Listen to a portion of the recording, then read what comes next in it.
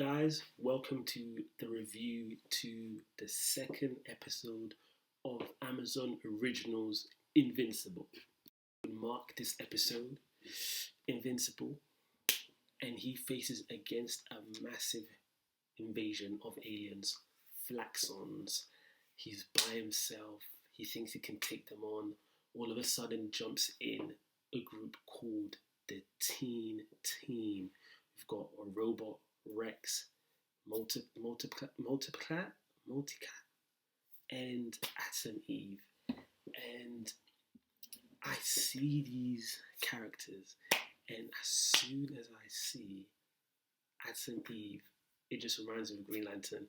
She's got the thing in her chest. She's got these pink barriers. She's got Green Lantern powers for me, but I'm just comparing these characters to other main characters I know of. But I believe that we saw Mark grow in this episode. You know, he's got his own team, or I think that's his own team now.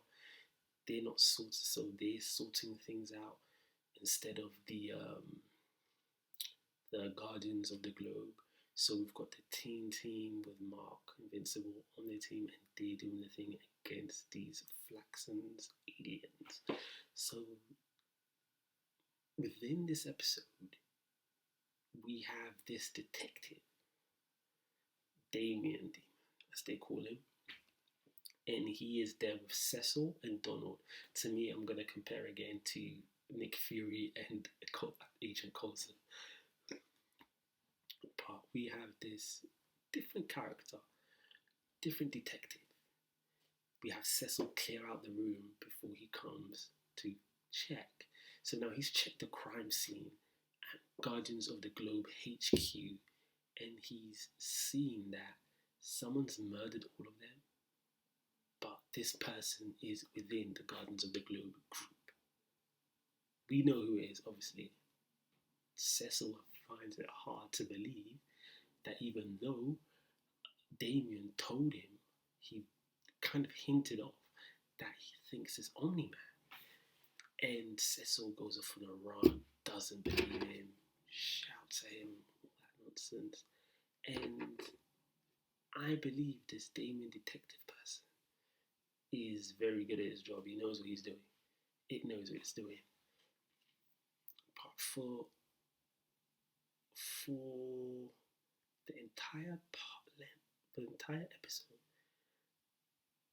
OMNI-MAN was at the hospital, and we see him wake up, comes back home, and he not even comes back home. It's the way he demanded for his suit from the lady.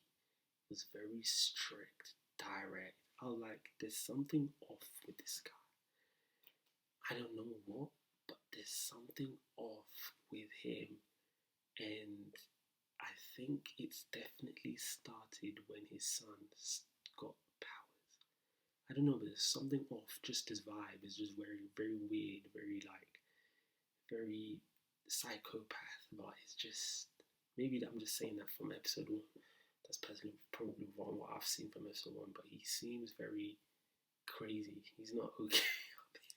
He's not okay at all. And I don't think that Mark is going to find out that his father did this, and probably until the end of this season.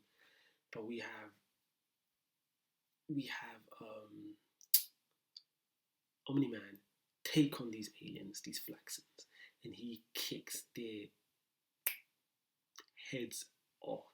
He wipes them out by himself, and he goes into their portal, into their dimension, on their planet, and he destroys their whole entire base, including their ships, by himself. So now we are seeing the levels of OMNI-MAN. We are seeing what he can do. He's like basically a Superman, and we are now know the length of his skill. And we know that Invincible, Teen Team, whoever is after Guardians of the Globe, no match at all. this guy is strong and he knows what he's doing. He has the power to do anything he kind of wants because they call him the strongest man on the planet or in the universe. So we have this interesting kind of episode of where, fair enough, these Flaxens killed loads of humans, loads of them, and he calls himself the protector of the planet. Fair enough, you protect your planet, but what was your reason for killing the guardians of the globe? Did he kill them so his son can now grow up into a position where he can have his own team, and instead of the guardians of the globe doing their own thing, they can do their thing? I'm not too sure. Maybe I'm thinking too lightly. I have no idea as to why OMNI-MAN did that. I'm trying to still think of it. But this episode is pretty good, and I think this new character, this new detective, this new Donald, these new Cecil characters will bring a new direct aspect to this episode. We've got someone who's trying to solve the crime. We've got a Nick Fury character who's about in and out.